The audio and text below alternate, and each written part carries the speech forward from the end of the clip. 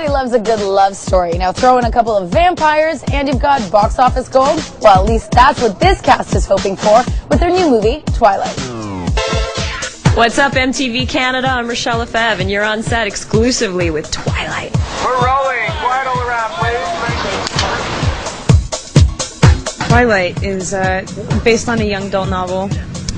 It's massively popular. There's a trilogy, and this is the first in the trilogy. It's a story about a 17-year-old girl who moves to a new town and meets this family of strange-looking people, and one of which she thinks hates her initially, but has this kind of weird, almost palpable connection with, and then she finds out he's actually a vampire who wants to kill her all the time, and then they fall in love.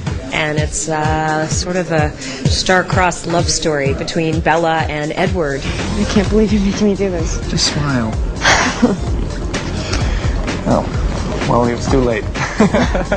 And it's like a struggle to keep it, because there's just no living with an immortal. Like, if everybody wants to kill you and he doesn't want to make you an immortal, it's sort of like a Romeo and Juliet type situation. And so it's also sort of an action adventure between the two of them that involves them getting into a little bit of trouble. The role I play is Victoria, and I play a nomadic vampire. In Stephanie's world, there are more peaceful vampires, and then there are the vampires you don't want to meet in the street. My character is one of those vampires you don't want to meet in the street. I am the female badass. There is very much a male badass. Cam Gigande plays James, and he's phenomenal. And I play his mate and partner in crime, if you'll forgive the cliched expression.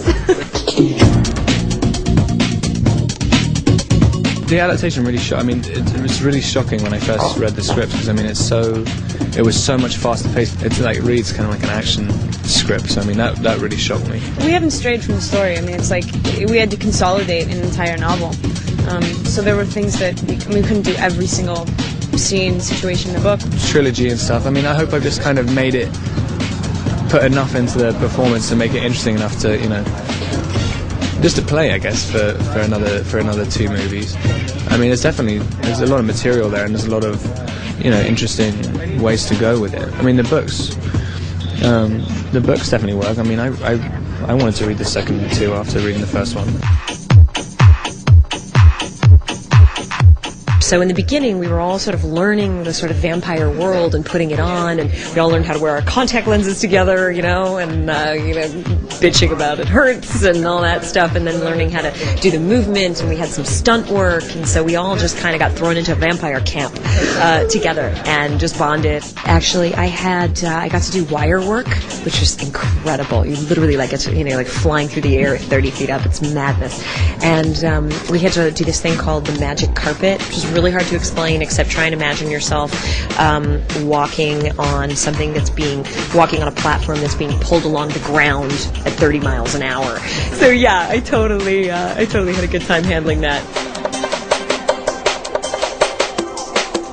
The actual sexuality in it is it's kind of harder to understand. 'Cause, I mean, it's not just they're just innocent. It doesn't even cross their minds. I mean, the entire time it's like desperately wanting to, but I mean, it's impossible. I mean, it's not like they're really young kids. It's like they're like 18, and so it's sort of, yeah. Well, what are you doing? No, I mean, I think it's a lot more complex than just your average teenage thing. 'Cause I mean, they stick with each other even though they can't have a normal relationship. They can't go to house parties and stuff. It's like they live in this tiny little town and they're just living for each other. Whatever you can't have, you're just going to want it 10 times more. So if they're not shoving sex down your throat and they're making you think about it yourself, it's a little bit more of an elaborate. It's just more juicy. It's just better. So yeah, I hope people like that. I actually think that younger audiences are going to love it. I mean, if you think about what Baz Luhrmann did with Romeo and Juliet, I mean, they had a single love scene basically in that, and all you really see them do is kiss. And when I saw that, movie, and people who were even younger than me were responding to that with this incredible, oh my God, and they were swooning in their seats. The thing with vampires, I mean, I guess what they've morphed into is just being, they're like a god, but not really at all. I mean, it's like a curse and a blessing at the same time. So it's like kind of all powerful, but they're totally helpless. I guess that's what the attraction is, I think. It's a big deal for people. I mean, for me, I think the most interesting about it is just like the questions that it brings up about life. I mean, like, that's all you're questioning in the world anyway, but it raises different concerns. It's like, live life to the fullest. It's pretty mind-boggling. Like, we knew it had a built-in audience.